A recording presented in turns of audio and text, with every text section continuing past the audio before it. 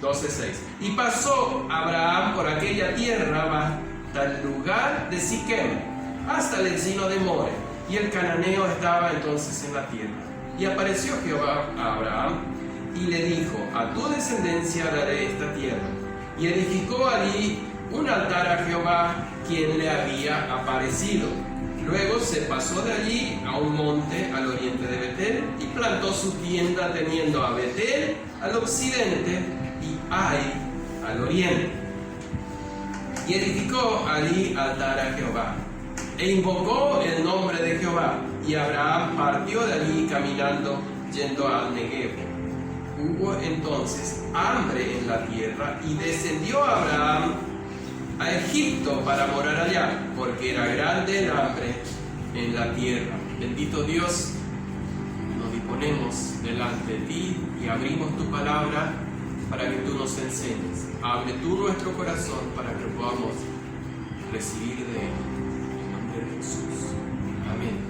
En el último punto, como les hice el comentario ya, comenzamos a ver la vida de Abraham, que se trataba de un hombre de fe,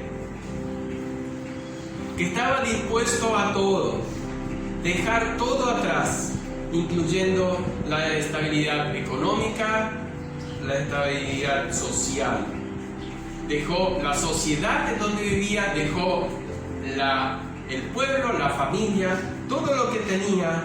Dios le dijo: deja todo y vete a una tierra que te mostraré, porque fue instruido, llamado por Dios.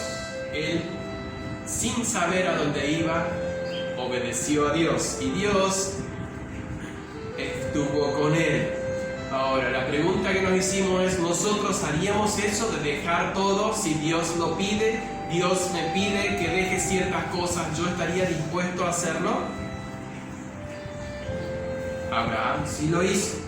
La respuesta de fe de Abraham fue obedecer e ir hacia la tierra de Canaán. En el camino, ya en Canaán, él va a construir 2 altares. En su vida hizo muchos altares, pero hoy queremos tocar esos 2 altares con un significado muy peculiar, muy especial. Habíamos dicho que donde vamos tenemos que llevar nuestro testimonio. Eso lo hizo Abraham al construir esos 2 altares, pero significa mucho más que eso. En primer lugar, y el primer altar que él construye es en el encino de More. El versículo 6 dice que fue en el encino de More. El encino de More es un árbol, era un árbol gigante que daba mucha sombra. More significa el árbol del maestro, de la enseñanza. Debajo de esos árboles, o debajo de ese árbol en particular, se sentaban los maestros a enseñar a sus discípulos, porque creían que por las ramas o por las hojas de ese árbol atraían la sabiduría y era más fácil enseñar y más fácil aprender. Por eso, ese lugar, ese árbol era el encino de More, era el encino del maestro, y donde se sentaban a enseñar y a recibir sabiduría debajo de él. Ahora lo que nos llama la atención es la valentía de Abraham. Él va en ese lugar donde estaba la idolatría, donde se sentaban a recibir enseñanza de sus ídolos, de los demonios, y hace un altar diciéndoles: ustedes adoran a sus dioses, yo aquí voy a adorar a mi Dios que me llamó y me dio esta tierra. Primer lugar, Abraham muestra su valentía y su fe a los que le rodean. No debemos temer ni ser cobardes en ser testimonios, luz en el lugar donde Dios nos llama, por más que haya una gran oscuridad. Pero Abraham se va de allí y va a otro lugar Y también es un lugar especial. Está entre dos ciudades, dice. Abraham construye el segundo altar, dice que él pasó de allí y fue a plantar su tienda entre Betel y Ai. Ai después vuelve a ser mencionados en la Biblia,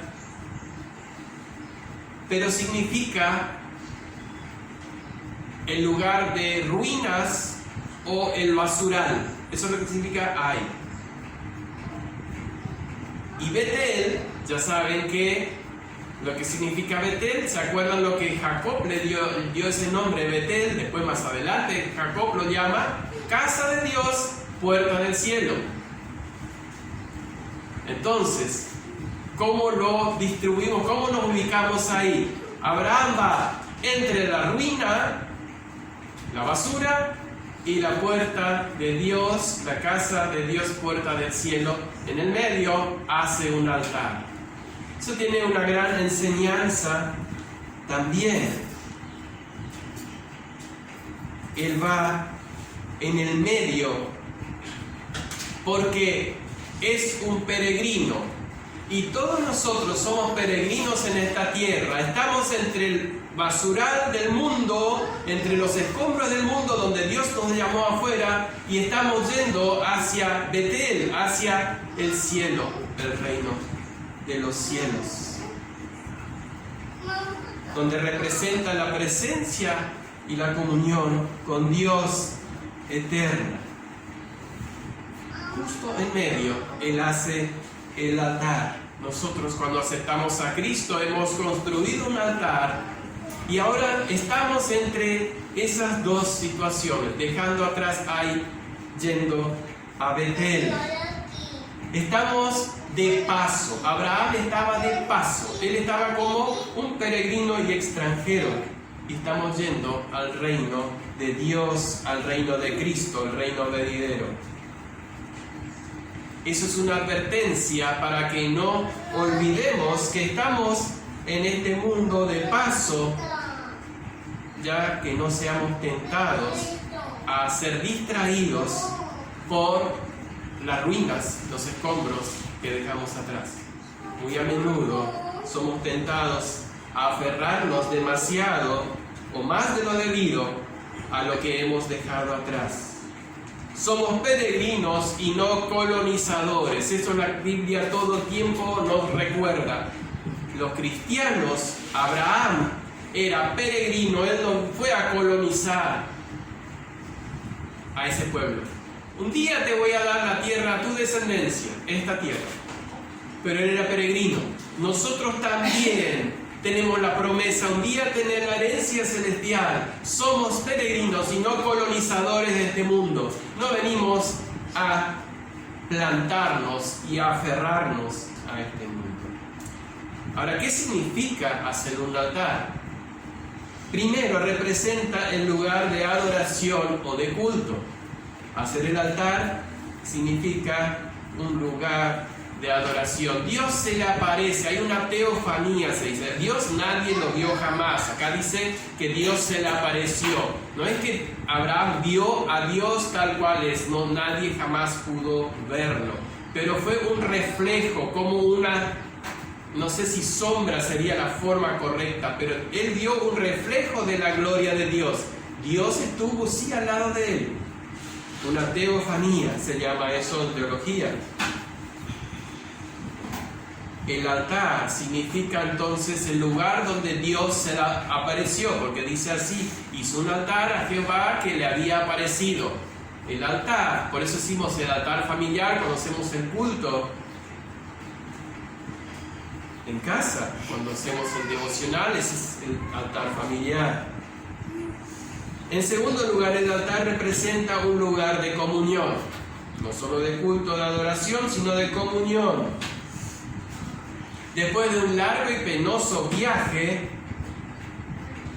Abraham, Dios se le aparece y le dice: esta es la tierra que te voy a entregar. Entonces Abraham construye el altar y tiene un hermoso tiempo de comunión con Dios.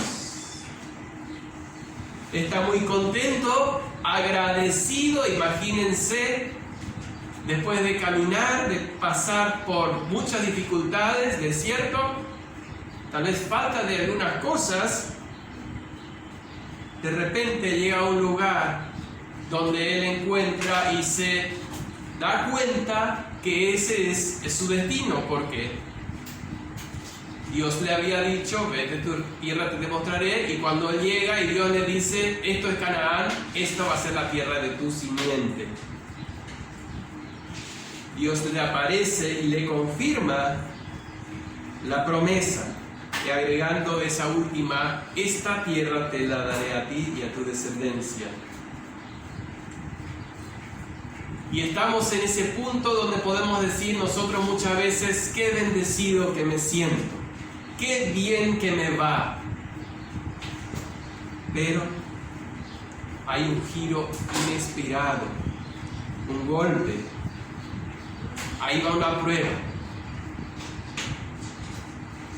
Génesis 12:10, después de haber construido 2 altares y estar en comunión con Dios, hubo entonces hambre en la tierra. Dios prueba la fe con la adversidad. Dios viene a probar la fe.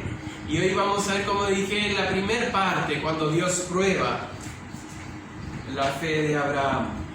La próxima vemos qué él hace en esa prueba y cómo él reacciona.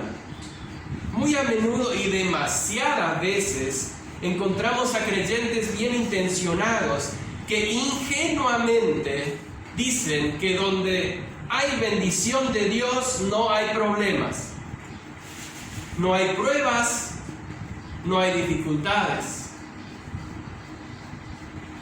Pero nada más alejado de la verdad bíblica. ¿Escucharon alguna de esas frases? Dios te bendice y no vas a tener más problemas. Si tenés problemas es porque es una maldición de Dios, una maldición generacional, o porque estás en algún pecado. En medio de esto que parecía ya el cielo, donde Él iba a vivir para siempre y sus descendientes serían dueños de ese lugar, que parecía que todo iba de maravillas, Dios interrumpe el júbilo y el gozo de Abraham con hambre. ¿Cuál es la respuesta de Abraham? ¿Cuál es nuestra respuesta cuando Dios interrumpe nuestra vida? Cuando cambia nuestras situaciones y entra una dificultad. Tal vez digamos, pensé que había llegado, Señor, ya estoy en Canaán. Aquí está el altar que recién hice, hace unos kilómetros atrás había hecho otro altar. Tengo comunión contigo. Y ahora me vienes a probar. ¿Por qué el hambre? Abraham seguramente se preguntaba, y Señor, ¿dónde están tus promesas? Recordemos 3 promesas que Dios le había dicho, ¿se acuerdan? La tierra, Dios le había dicho, mira a tu alrededor, ve todo lo que ves, esta tierra te la daré. Y cuando Abraham llega, ve a los cananeos, a todos los ejércitos con carros errados, escudos y lanzas, paganos sanguinarios, y dice Dios, y puede decir Dios, ¿esta tierra me vas a dar con toda esta gente encima? Segundo, la simiente. Dice que le va a hacer para su simiente. Pero Abraham no tenía hijos. No tenía hijos. Y Dios le promete para su simiente. Y ya tenía 65 años. Y tercero, la bendición. Dios le dice, Dios le promete bendecirlo. Y viene el hambre. Te bendeciré a ti y serás de bendición. Y maldeciré a los que te maldijeren. Y viene hambre. Y Abraham seguramente se pregunta, ¿y dónde están tus promesas, Señor? ¿Dónde conseguiré pan para mi familia? Porque hubo una gran hambre. ¿Dónde? Es la preocupación natural. Si sigue así, ¿dónde conseguiremos agua? La próxima vamos a ver cómo Abraham se retira con temor, toma una decisión no sabia. Pero ojo con querer juzgar a Abraham, el amigo de Dios, el padre de la fe. No es esa la intención. Hoy nos vamos a quedar en este punto de la prueba después de la obediencia. Y quiero profundizar un poquito en este tema para reforzar y plantar en nuestros corazones la verdad de la palabra de Dios, para desmitificar, si es que todavía hay dudas, de que cuando hay un problema o está en pecado o Dios está enojado o estás en desobediencia. Puede suceder, pero hay demasiadas evidencias bíblicas de los que realmente se pusieron en las manos de Dios. También le vinieron pruebas.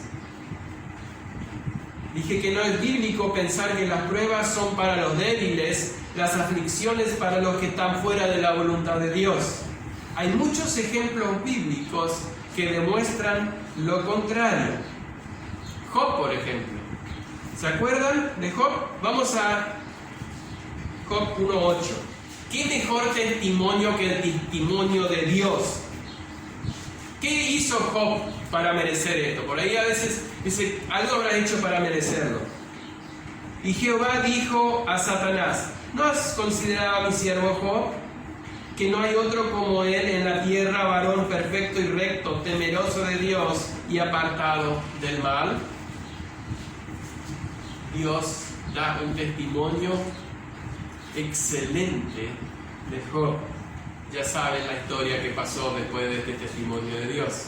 Satanás le pide para demostrarle a Dios que Job le va a blasfemar en su propia presencia, lo cual nunca sucedió, aunque Job llegó a decir cosas, a proferir palabras, pero nunca maldijo a Dios. Quiero buscar dos ejemplos concretamente de lo que Dios nos quiere enseñar en esta mañana, en este punto especial en la vida de Abraham. Después de la obediencia, la prueba de la fe. El primero es lo que leímos en la introducción, ¿se acuerdan? Marcos 1, 9 al 13. No lo voy a leer completo, pero voy a mencionar las frases más sobresalientes. Jesús vino de Nazaret de Galilea y fue bautizado por Juan en el Jordán. Después que subía del agua, vio abrirse los cielos y el Espíritu Santo como paloma que descendía sobre él, y una voz que decía, tú eres mi Hijo amado, en ti tengo complacencia. ¡Wow! Todo derecho para acá adelante. Perfecto. No hay más problema, no hay más oposición. El rey ha llegado. Luego el Espíritu lo impulsó al desierto. Y estuvo allí en el desierto 40 días y era tentado por Satanás y estaba con las fieras y los ángeles le servían. No quiero dejar de decir algo que no es que nosotros, esta mañana quiero decir que primero, que cualquier prueba es porque estamos en obediencia, solamente cada uno puede saber eso y el Señor. Y segundo, que no debemos pedir el auxilio de Dios, porque Dios está y no sabemos sus propósitos, y probablemente es como les mencionaba el miércoles en la reunión de oración, que si tus problemas te hacen acercarte en oración a Dios, no es un problema, sino una bendición. Bueno, después de esta aclaración, Jesús, la vida perfecta, el Hijo amado, viene a la tierra en obediencia. ¿Se acuerdan lo que le dijo a Juan en otro evangelio? Dice, es necesario que cumplamos esto. Juan no le quería bautizar, pero él le dijo, es necesario. Y va y se bautiza. Él no necesitaba bautizarse, él no tenía pecado, pero él tenía que cumplir así lo que Dios había dispuesto. ¿Quién más obediente que nuestro Señor Jesucristo? Pero alguien puede decir, bueno, fue Jesús, obvio. Obediencia, prueba, la cruz fue el mejor ejemplo. Toda su vida de obediencia, obedeciendo a Dios, terminó en una cruz. Pero hay otros ejemplos. ¿Se acuerdan? José, ¿cómo pecaría delante de Dios? Y salió corriendo. ¿Cuál fue el premio? La cárcel. Pero hay un texto que quiero leer dejando a José, porque este no es tan conocido tal vez. Vamos a 2 de Crónicas 31 hasta el capítulo 32, versículo 1. 20, 21 y el primer versículo. Lo voy a leer todo junto, porque cuando se escribió, fue inspirado por Dios, no estaban los capítulos ni el título. De esta manera hizo Ezequías en todo Judá, y ejecutó lo bueno, recto y verdadero delante de Jehová su Dios, y en todo cuanto emprendió en el servicio de la casa de Dios, de acuerdo con la ley y los mandamientos. Buscó a su Dios, lo hizo de todo corazón y fue prosperado. Después de estas cosas y de esta fidelidad, vino Sennacherib de los asirios, rey de los asirios, e invadió a Judá y acampó contra las ciudades fortificadas con la intención de conquistarlas. Un momento, no era que Ezequías fue recto, perfecto, hizo todo según la ley de Jehová su Dios. ¿Vale la pena entonces seguir fielmente a Dios?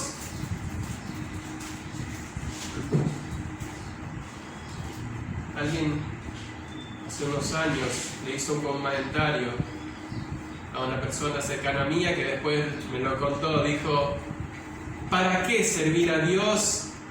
Fíjate lo que le pasa, no lo que sirven a Dios. Era la época que varios pastores habían muerto, Dios se los había llevado y otros estaban enfermos. ¿Para qué ser fiel si después viene la prueba? Donde vienen los pensamientos del maligno y de Satanás, dice, no vale la pena seguir a Cristo. Fíjate los demás. Fíjate los que los domingos en vez de ir a buscar adorar a Dios, van a la playa. Buscan llenarse de cosas pasajeras. Como alguien dijo, lo pasajero es la anestesia del alma que está vacía.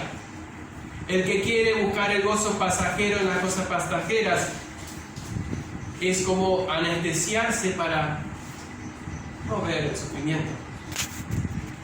Si después de toda esa fidelidad Dios permite que un rey pagano venga a invadir la tierra, ¿por qué? Es la palabra, la frase común que suele suceder en momentos de aflicción. ¿Para qué? Quiero mencionar, porque no quiero entrar en profundidad, pues ya hemos tratado esto otras veces, pero hay por lo menos cuatro principios del por qué o el para qué. Primero y antes que nada, Dios es soberano, Dios es Dios. Dirá el barro al que lo forma, le dice a Jeremías, ¿qué haces? Dios tiene el control. Dios tiene el control, como les dije el otro día, Él sabe la cantidad de coronavirus que hay en el mundo. ¿Les sorprende? Dios tiene el control de todo. Segundo, quiere formar a Cristo en nosotros.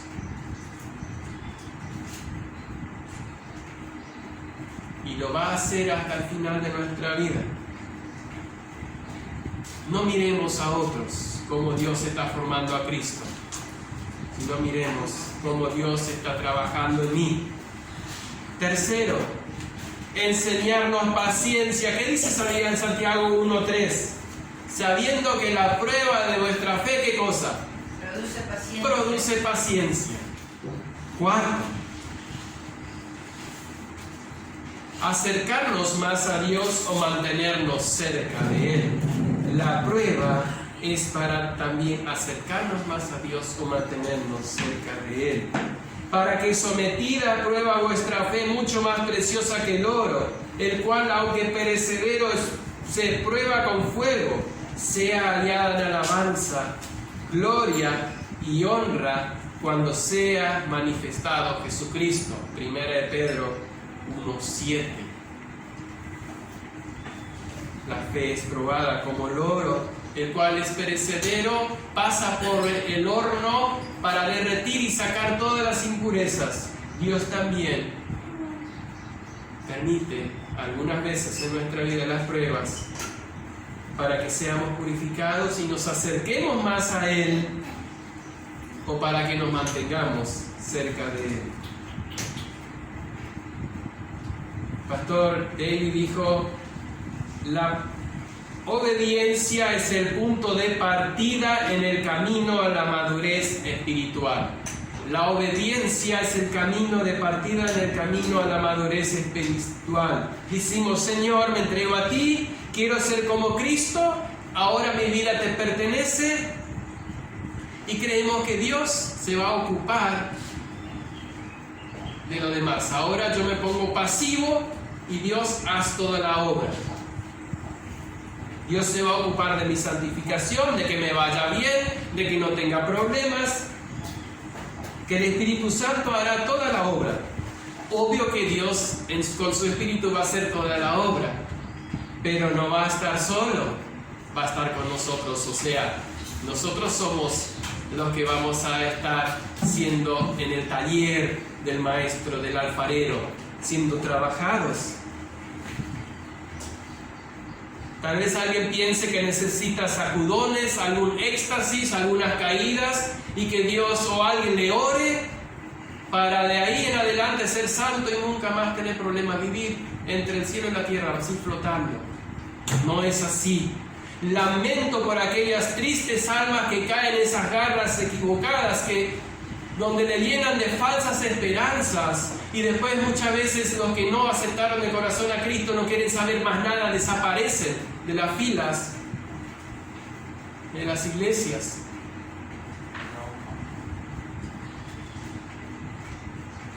Pero hay una realidad: Dios está cerca. Quiero ser como Cristo, y Dios lo toma en serio.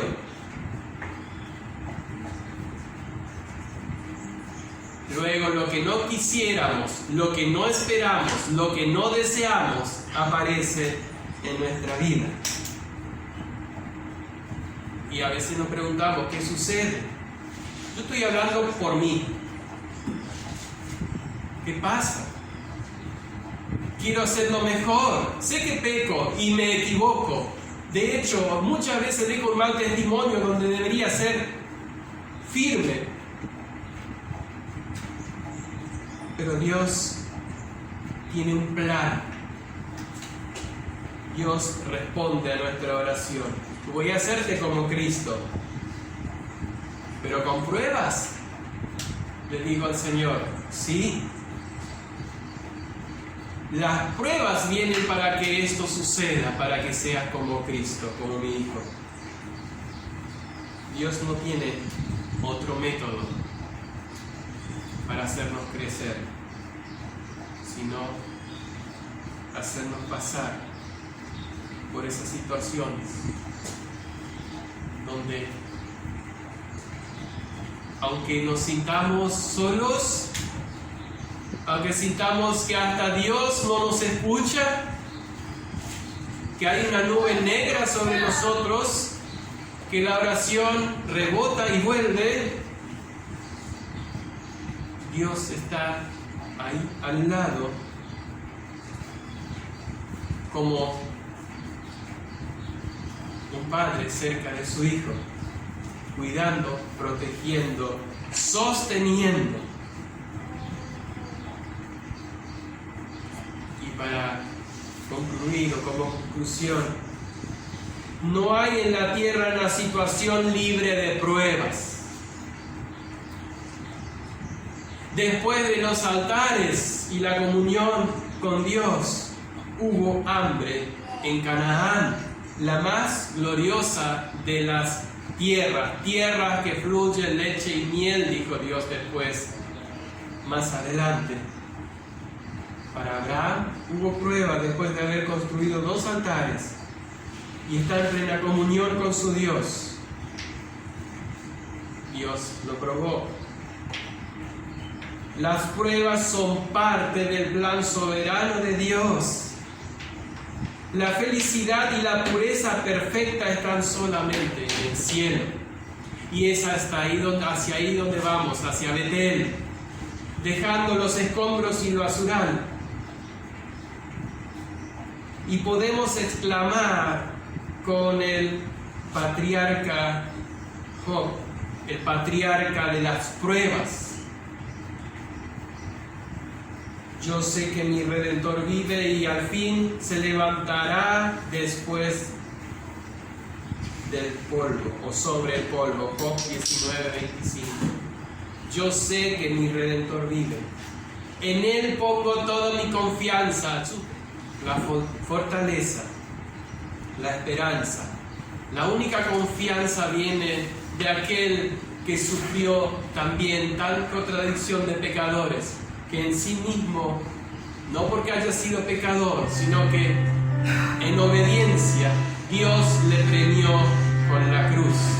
Pero esa cruz fue la bendición para que hoy nosotros podamos disfrutar la comunión con Dios, la libertad abierta, o el camino abierto, el velo rasgado, para que nosotros podamos llegar al trono de Dios, porque no hay otro mediador entre Dios y los hombres, sino Jesucristo, hombre. Para los cristianos, entonces, para los hijos de Dios, la prueba es con un propósito especial. Y aquel que no es creyente lo va a mirar de afuera y va a decir: ¿para eso sos cristiano? Pero ojo, como dice la palabra de Dios, algún día nos vamos a encontrar todos cara a cara ante la presencia de Dios, y aquellos que no tuvieron a Cristo van a ir a la condenación eterna.